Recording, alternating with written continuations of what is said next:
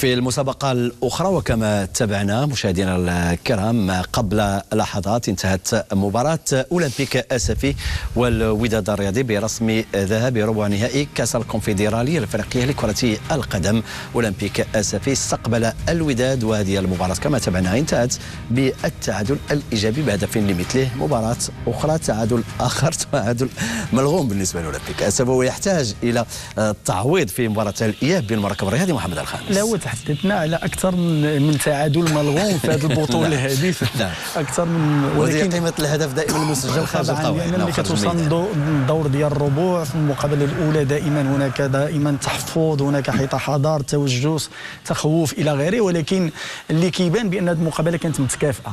الا بغينا نهضروا زعما بصراحه ان هذه المقابله كانت متكافئه، نفس المنطق ديال الرؤيه ديال اللاعب كانت عند المدربين بجوج بهم باغيين يلعبوا على التحولات، باغيين يلعبوا على الكرات الثانيه، باغيين يحسموا بالكرات الاستراتيجيه، بذكاء الكرات الاستراتيجيه. كاملين كانوا كيبحثوا على التفكك في لحظه معينه على المساحه، كاملين كانوا كيبحثوا على الارتباك في ظل الكثافه العدديه. ولكن اللي اساسي هو ان هذه المقابله لها تابع اخر. نعم.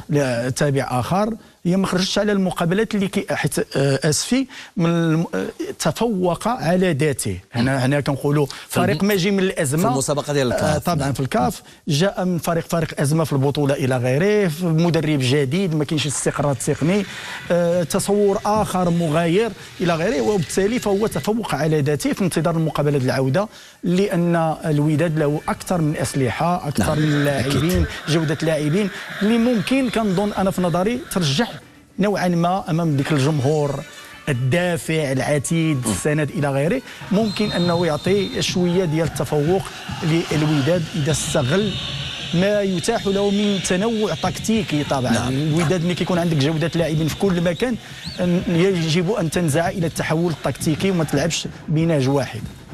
اكيد الفوارق كبيره جدا بين الفريقين، أولمبيك أسفي والوداد صاحب التاريخ العريق جدا، خصوصا على مستوى دوري أبطال إفريقيا لكرة القدم. هو جديد على هذه المسابقة، لكن الفوارق على مستوى جودة اللاعبين وكذلك الألقاب الكثيرة. صحيح أولمبيك أسفي تفوق على ذاته، شاهدناه تابعناه كيف دخل هذه المغامرة الأولى في تاريخ القرش المسفي، ولكنه عانى على مستوى الدوري. قدم نفسه بشكل طيب، ورد الفعل تعادل في آخر الأنفاس. فكنظن أنه الضغط الآن في المباراة كاين على الفريقين. بالنسبة لفريق أولمبيك أسفي الضغط أنه كيدير الترتيب ديال البطولة الاحترافية. نعم. وكذلك انه عنده اكراه ديال انه خص يحقق نتائج ايجابيه في كاس الكونفدراليه الافريقيه امام الجمهور ديالو في مباراه الذهاب. بالنسبه لفريق الوداد اكراه ديال شنو ديال طريقه اللعب اللي كاين هجا امين بن هاشم، وكذلك رده الفعل ديال الجمهور في الاونه الاخيره، وكذلك انه خص هذه المقابله انه يخرج باقل الخسائر او انه يفوز، لانه دائما كنتكلموا على فريق الوداد على جوده اللاعبين كتوفر عليهم، وكذلك على لو شوا اللي عند المدرب. ولكن كنشوفوا المباراه ففريق الوداد يعني كان يعني اكثر من مره وصل، كذلك فريق الاولمبيك اسفي كان في التحولات ديالو يعني جيد. كذلك هنا خصنا نشيدوا دائما بحراس المرمى، وهنا نتكلم على الحمياني اللي ادى واحد الدور كبير، خصوصا واحد التصديات ديالو اللي كانت رائعه وكانت حاسمه في عده مواقف.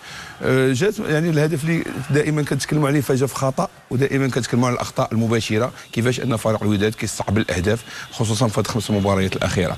ولكن على العموم فهدف اللي مثليه بالنسبه لهذه المباراه ممثلين كره القدم الوطنيه ما علينا الا ان نكونوا يعني مفتخرين بهذا الفريقين في انتظار مباراه الاياب اللي تكلمتي عليها الاخ مراد، غتكون يعني داخل مدينه الدار البيضاء بجمهور قياسي بثاني ايام العيد كنظن، فتكون يعني طقوس اخرى، كونتكست اخر، باش نشوفوا فريق الوداد والاحقيه ديالو في المرور للدور نصف النهائي، وكذلك اولمبيك اسفي والدفاع على الحظوظ ديالو الكامله. اكيد نبقى مع اجواء هذه المباراه.